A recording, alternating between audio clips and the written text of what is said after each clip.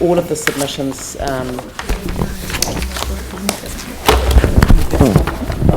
but there are people that are on the hub can access them. Yes, okay. So all of the submissions from across the submissions that have been received are able to be accessed on your iPads. Right, okay, so I'll hand over to Burwood Pegasus board. Andrea, if I'd like you to introduce your submission and leave time for questions. Oh, thank you. Thank you very much. So Stan is the chair of the submission subcommittee, so I'll hand over to Stan then. Kia ora koutou. Thank you for giving us the opportunity to bring forward our submission. We'd just like to bring to your attention that part of our submission is both long-term plan and annual plan, so you'll see there's a mix within the context there. We also, starting off, we have priority topics, so straight from 3, we have four main priorities that we want to hopefully be able to address. The first being the stock banks under the long-term plan, as well, although you can see that the council has approved an option for dealing with the Avon stock banks from upstream of North Avon River Road to Beach Street. There's also the overarching master plan for the estuary edge, and we'd like to ensure that South Shore should have been added to that as well, and that hasn't been put in. So we'd like Sorry, where is this? So 3.1. 3.1. We had discussed that South Shore should be a part of that as well, and it hadn't been added, so we'd like to see that added. As well, as part of that, just going a little bit forward, 3.4 we'd like to see removed. We're not going to be talking to that as well, so 3.4 we don't need to speak to that today. We're going to remove that from the submission. Oh, right. Okay. After consultation, further consultation with our community. So you don't want a dump station anymore? We do, but that's going to be under 3.2. Cool. Okay. Yes. There's another process going on at the moment. Yes. You're further down the coast, which you're probably aware of. The timing's wrong for that one. Yeah. Another shitty old process. And so is this sort of probably in line with a desire to potentially keep the Refugee Domain Village there for a wee bit longer? partly that, and also the fact that because of the South New Brighton camping ground, there's already work ongoing there that we believe would be better, more suited to use that area at the time, because then there wouldn't be any need to rebuild or restructure. I mean, I don't want to catch you off the hook or anything, or off guard or anything, but would you feel comfortable if the Refugee Domain Village did stay there for a bit longer? I mean, we have some needs of our own, I think, as a city, and when the requirement for the temporary accommodation support is no longer there, we would be interested in exploring that with the. I mean, I just like an indication from the community board. Obviously, we would engage with the community board about it. We've talked, and we're comfortable with that as well. Yeah, it's worked out really well, hasn't it? Yes, it has. It's a good asset. It seems silly just to send it to the tip, if there's another use for it. Well, thank you very much. Sorry, and I won't interrupt again, hopefully. Much. Moving on to, so I'll go through the points, and then if some people want to ask questions or discuss. 3.2, that's where the motorhome dump station, currently the nearest, and this is part of the fact that there's really only one dump station for the whole of Christchurch, really, definitely from our side of town anyway, and we're talking about where motorhomes are able to get rid of their refuge. There's actually no other area no other place within our area, our ward, that people can actually come to, and so we'd like to see that opened up, so that we would urge the council to provide a public motorhome dump station in the New Brighton area, there by South Shore, South New Brighton with the camping ground. That would be opened up, because there's not actually something there for any campers, any motor camps. Yeah. So we'd like to see that happen. From 3.3, talking to the South Shore stormwater outfalls. That's under the annual plan. The current South Shore storm water outlets are currently failing or non-performing, as you can see from the photos in front of you. And because they rely on back pressure, it's often not sufficient to open the valve. Silt builds up, as you can see, creates operational issues. I'd like to hand over to Tim, who may be able to give a little bit more clarity on that. Right. As you can see by those photos you've got there, they don't let the water in, but they don't let the water out either. I seem to be having to go down after a bit of rain and put rocks in the openings to let the water out, and it's not in my job description to do that. I've seen the actual flaps themselves bulging, but the water can't undo. They're actually the totally wrong system for that area. We have been told a pump station would have been better, but we've been given this, and it's causing flooding in some parts of the street just because water can't get out, even at low tide. So I've been to Fulton Hogan, I've had the manager out, I've had photos, I've had videos, and still nothing's changed. So I'd like you to look at that, please. As I said, 3.4, we're going to remove that, so we don't need to speak to that. And 3.5 proceeds of QE2 park land sale to Ministry of Education. So the board requests the council to consider ring fencing proceeds from the sale of a portion of QE2 to the Ministry of Education for further developments at QE2 Park. That's something that's been ongoing in regards to community consultation with us as well. Other requests, so that they're basically our priorities, what we see as our priorities for our area. Other requests under 4, they go through to from 4.1 through to 4.17, some of which I'm sure that you've been able to have a look at them. So we're looking at piping of Snell's Drain, the New Brighton Pool Project is an annual plan, Community Safety Partnership under the annual plan, Kiwi Card. Again, looking at the fact that the Eastern Recreational and Sports Centre under the long-term plan, consideration for an additional provision of an additional 35 to 50 metre pool. I'm sure you've heard this. We'd just like to put that forward. It's something that the community keep coming back to us, and as a voice for the community, we believe we still have to have a voice.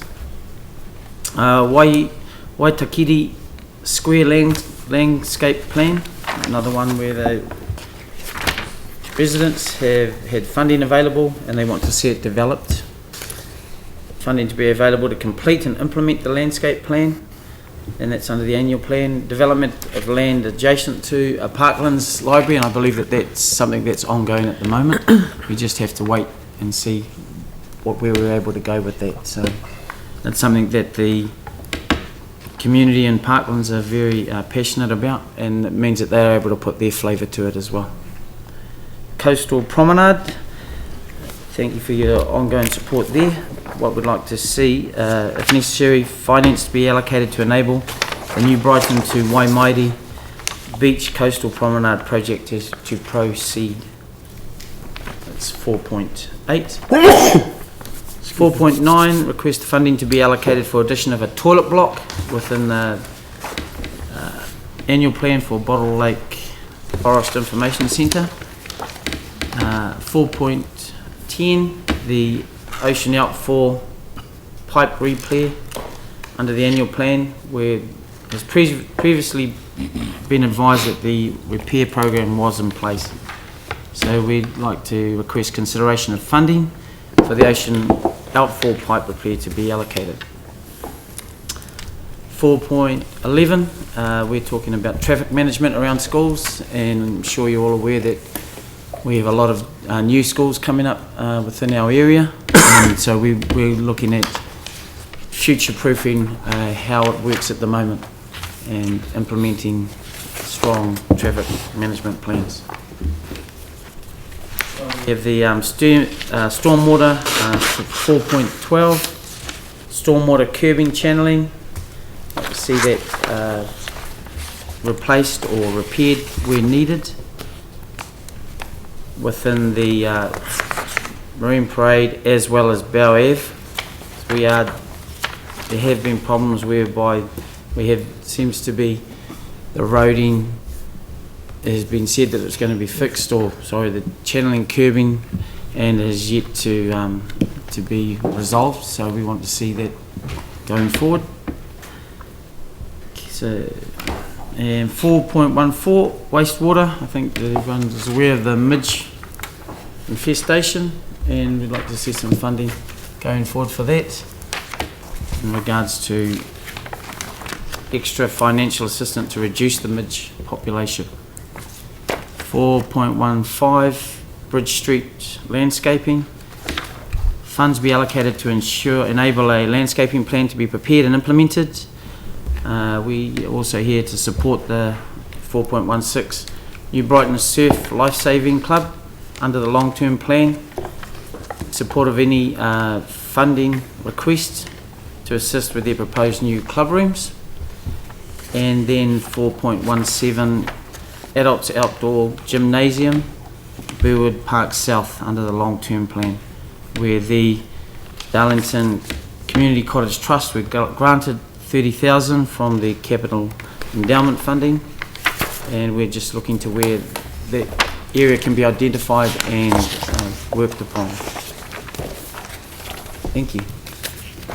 Thank you. I'd just like to, I guess, highlight my usual pet peeves around the footpaths and the roading. That's just something that's still not right in our ward. There's still a lot of, I think partly as Skirter winding out and the councillor winding in, there is some overlap issues or there's some teething problems, but there's a lot of unhappy residents in a lot of streets.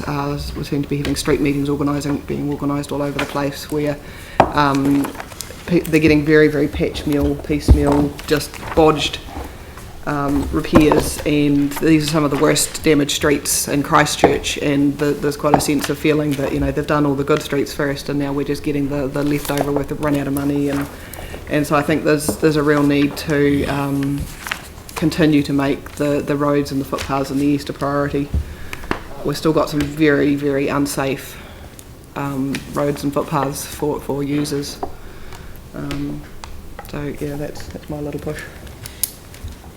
Happy to take questions on anything. Yeah, Tim, did you want to say anything? Add anything? Oh, I'll just say that... Since you're here. Beg your pardon? Since you're here. Oh yeah, thank you very much. Well, I'll harp on again about the yeastfree edges on our side. Still, nothing's been done. We've had a bun put in, but it's actually a joke, to be truthful. There's been gaps through it everywhere. We had some high tides recently that came in and took a lot of the grass seed away, so they fixed it by adding more grass seed. This is the kind of service we're getting at the moment. South Brighton... Zone, isn't it? The red zone, yes. Yeah. All the way through. It's not making the residents feel very comfortable. The area is coming ahead. The actual green edge, which used to be the ex-red zone, is very popular for walking on. Everybody's really enjoying it. It could be made into one of the great things in Christchurch, linking up with South Brighton, but nothing's happening. And it's not very reassuring for residents when winter's coming, high tides, southerly storms. So look, I urge you again to come down, have a look, come and talk to us, and please do something about it. I have been down and I have had a look, and I do understand the problem, but it's residential red zone, so we do need to work collaboratively with central government on it. There still is a paper road in the front. Yes, I understand that, and that is a discussion point that we've had with them in the past, but it's on the other side of residential red zone. The biggest problem we have, if we flood, the damage is already done. Yeah. And we're actually more at risk now than we were before the earthquakes. Yeah. And other areas have had money spent on them, and we don't feel like we have had any. As I say, I wish that we'd had a very lengthy conversation about splitting the coastal hazards chapter between the coastline and the estuary side, and proceeded with the estuary side. Again, I do say that if it linked up to South Brighton and your other cycleways, it's one of the beauties of the estuary. I mean, Yeah. you know, you get all the evening sun. It's very, very popular with walkers, but it's actually a disaster at the moment. There is another option, I guess, that's just sitting in the back of my mind, which is that we now have a new organisation called Regenerate Christchurch, and the red zone component is not the only component that requires some consideration. And I wonder whether we should be actually going to the step of developing an outline regeneration plan for that whole of the right down to beyond Bridge Street, so that we've got that whole estuary side in a regeneration frame of mind. And I think that would resolve a number of the issues that are challenged there, and obviously that would include potentially master planning some of the, you know, the South New Brighton motor camp. There's just so much, as you say, it's an asset, and when you think of the Godwits coming in and leaving, you can think of the tourism component of it. It's just got so much going for it as an area, but a proper master planned approach through an outline regeneration plan, I think early in the piece would be a way of taking things forward in that area. Yeah, I urge you to follow that up if you would, please, because and the community would love to know about that and working together with whatever plan comes out. Oh, it's not us. No, but I urge the group. But well, it is us. But I think that in terms of the work that could be done, that to me, because you know the coastal hazard side of things is being dealt with in a different time frame, and this the regeneration planning process under the new legislation actually takes us into this space straight away. So I also think we probably need to recognise there are issues outside the red zone that we could be dealing that's what with I'm now. saying. It goes beyond the red zone. Yeah. So well, I've got Glenn. David, did you want to? Oh yeah, I'll come back. Okay, again. so Glenn, David, Tim, Phil, Okay. and Pauline. It was me, actually. It was Pauline at the I think start. there's a bit of anxiety around this because plans take time. So there is a master plan process already underway, but actually works are urgently needed. And I know that protection works can be undertaken, you know, while that master plan's being developed, because by the time the master plan or regen plan is developed, it'll be a longer time, and that edge will continue to deteriorate. So I really would like a push on. We discussed this in council, and we know it's a separate piece of work below Bridge Street. It's not, you know, stop banks. It's an erosion zone, but it really is pretty urgent. So if we could. Yeah, I mean, what the community board's saying is that there needs to be some temporary protection at the same time as the master planning process really. Well, I mean, it's not master planning, it's regeneration planning. It's a different concept.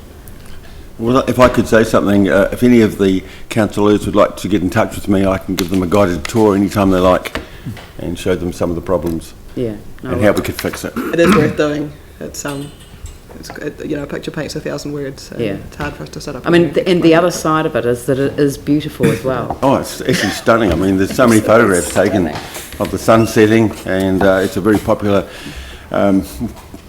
site for just tourists just to get the beauty of the mountains with the sun going down over them. Yeah. Yep. David? Yes, thank you. I think it's worthwhile noting that a number of the community board's points do focus on flooding, and I'll just draw your attention to the 4.10, the ocean outfalls. Well, actually, ocean outfalls is probably not the greatest of terms, but the stormwater drains that go right along Marine Parade.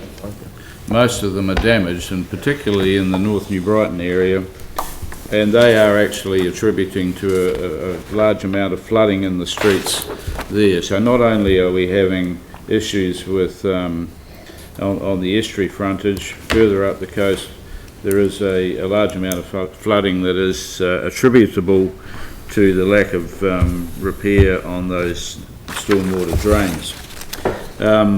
I'd really like to probably focus and say that one of the most significant aspects of the the board's submission does centre around the estuary edge. We have a South Brighton domain management plan. It does talk about stop banking in its text, and we have been skirting around this issue for a long time. I appreciate that there are issues with dealing with South Shore and the residential red zone designation, but the area from Bridge Street down to Caspian Street, there is absolutely no reason whatsoever why we cannot be getting onto that now. And I would urge that this submission, and particularly around that point, be given some very serious consideration. David, we're not actually debating. Yeah, I know. And then the South Shore stormwater outlets, exactly the same. Taking all their time for questions. Well, they're finished. We're just emphasising. Yeah, but Okay, Tim. thank you. Just 4 quick ones. The motorhome dump stations, with the kind of invigoration around the Brighton Mall, etc. If it's somewhere around, have you guys thought about, if motorhomes are coming to your area, that means that's tourists, and if they're going to stop and do something, then they may stop, do something and do more if they're in that area. So maybe that's something for you guys to talk about, the DCL or whoever's driving that, to look at a station that's closer to your commercial centre rather than further away. I suppose, yeah, good question. Definitely. The problem is, I suppose, that having the dump station there, we want them to come and stay. Yeah. So there wouldn't necessarily be the placement for them to be able to park up in central New Brighton. So we're looking at places that are already existing. So they're able to then go to South New Brighton campgrounds, which is already existing, self-established, and able to be used from there. Because it's only 5-minute drive from the centre of New Brighton. The specific location within 5 or 10 minutes is not probably a big deal, but it's still But I do think that you should do, and with DCL, do some homework on the way people travel, because what you have as a vision and what I have a vision may not be what people actually do, and that's the key for you guys to be looking at the regeneration of you're going to take advantage of these guys. So the Motorised Caravan Association or something, they'll have an AA as well. So really look at the habits and take advantage of that. A good point. Okay. Secondly, just really quickly, with regards to 3.3, we've had it in the Heathcote River as well. It's one of the legacies left over from the earthquake is that the trapdoor, which is the picture at the bottom, that we've had those in Heathcote as well because of the new levels of the riverbed. The tides change, there gets more rubbish caught in them, and one of the legacies is that our maintenance programs on those trap systems is just going to be more because the upkeep plan previously just doesn't do it anymore. But I would be interested because the top right The pictures just don't look right. the top right, that system is designed, and I'm no engineer, but I do know this because I've been talking with regards to our area. They need a fall to work because it's very simple, and there's no fall. There's no fall. There's nothing So there. I can't see why we can't just put trapdoors on. But although, especially in a tidal marine area, it's just all our rivers. And this will be more susceptible to it. The maintenance is just going because you've got to keep them clear, irrelevant of the system you use. Yeah. So that's something that should be looked at. And just really quickly, just on the point that you made with regards to the traffic management around schools, it's really interesting to see because the Ministry of Education are shifting the schools around, etc. They must have a traffic management plan. They can't do it without its health and safety. Well, I don't know what that is. We had a meeting, we had a guy on, Preston's Road, and he'd got blown into the ditch by a truck. So we went out to meet him because obviously an 80-year-old being blown into a ditch by a truck going past is not ideal. So went out there and met with him. He was walking, was he? He was walking on the side of the road because there's no footpaths. Yeah. And so in the conversation, we were probably half an hour into the conversation with staff, and we said, there's the school's just over there. And the staff looked at it, they had no idea that there was a school being built and that was opening in 6 months' time, the Marshland School. They had no idea that it existed, that it was being moved, and that there was no plans for footpaths for getting those children to the school. So again, That's where we're coming from in this, is that that got completely missed, and we don't want that to happen Same again. thing with Snelling's drain. well, it's just, I just think that there is an onus on the Ministry of Education with regards to health and safety to walking plans and traffic plans to get students to, and so that's something that we should be kind of at least liaising. The with onus them. comes on us to pay for it. It comes down, there's a bit both ways there though, because I mean it's like Ecan with the buses, they choose to, we've got to make things around that, but it's all about the safety in the end. But if they don't have a plan, if they create something without a plan, there is some health and safety questions on. But we will follow that up. I mean, I think it's a good point. Phil, then Pauline. I want to ask, thank you. I want to ask about the 4.8, the coastal promenade. So you've got written that any subsequent studies arising from the report were to be undertaken in consultation. That's correct. Are you aware that the intention at the time, though, around the promenade was that the existing studies around the dunes would also be taken into account? Existing science? Yes, we were. So, okay. So, just that you talked about the subsequent ones here. What I also want to ask you, in relation to that, besides the group who talked to you a lot in relation to their wanting the full promenade, do you talk with residents who have an interest in making sure that the dunes also continue to provide a protective factor to Brighton, South Brighton, New Brighton, and the whole city? Do you talk Yes, with those definitely. people? Yep, they're covered through the... Definitely. So they come to you too? Yes. Okay. Yeah. Thank you, because it's why... You cannot possibly be a representative in that area and not get both sides. That's good. I can tell you right. that from personal experience.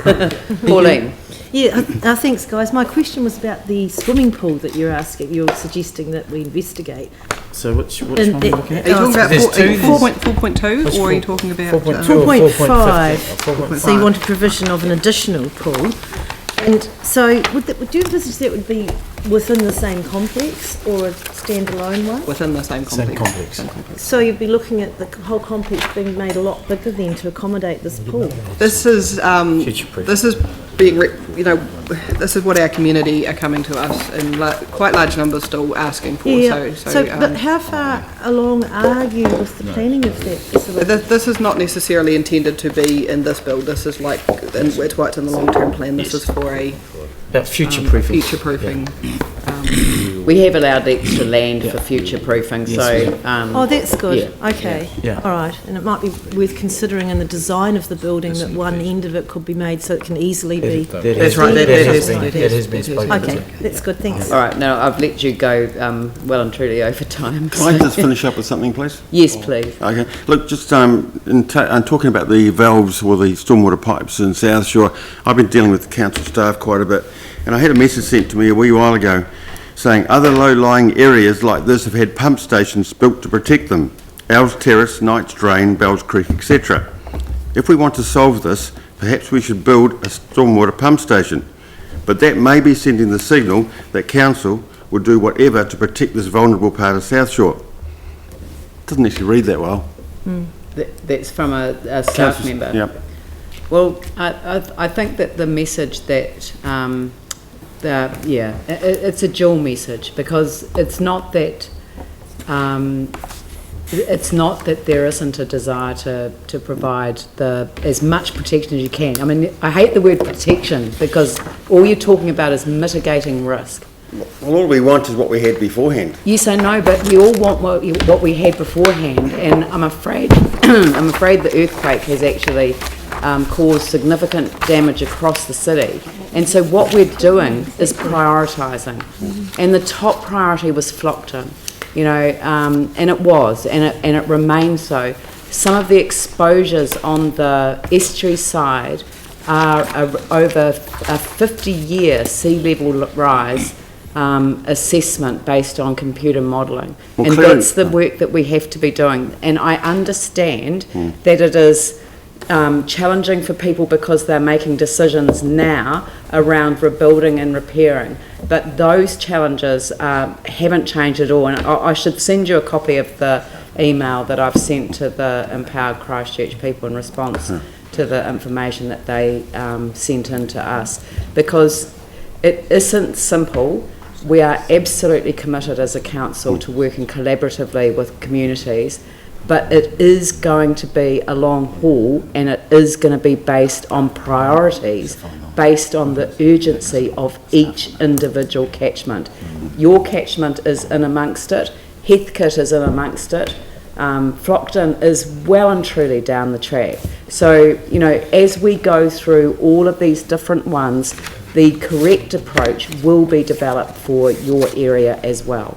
But it will take time. There's a massive multi-million dollar land drainage recovery program, and the biggest part of that is the investigations to figure out where the best spenders, what we can do, what engineering solutions there are, etc. So it's really complex. I appreciate that, but clearing the red zone, when they cleared the red zone, that did more damage than the earthquake. When they cleared the red zone, they took the foundations out and they made the land lower than it was after the earthquake. That is a component of the total amount of damage that has been done. But we wouldn't have been in the situation that we're in today if it hadn't have been for the earthquake sequence. What I'm saying is Sarah lowered our land, the red zone, more than it was even after the earthquake. They took another half metre off the land. I've seen more pictures. Yeah, that's yeah. I mean, I haven't got the exact the exact amount, but it is true that the removal of properties along that estuary edge does make the inner side of that estuary more vulnerable. It's exacerbated the problem. Yes, yeah.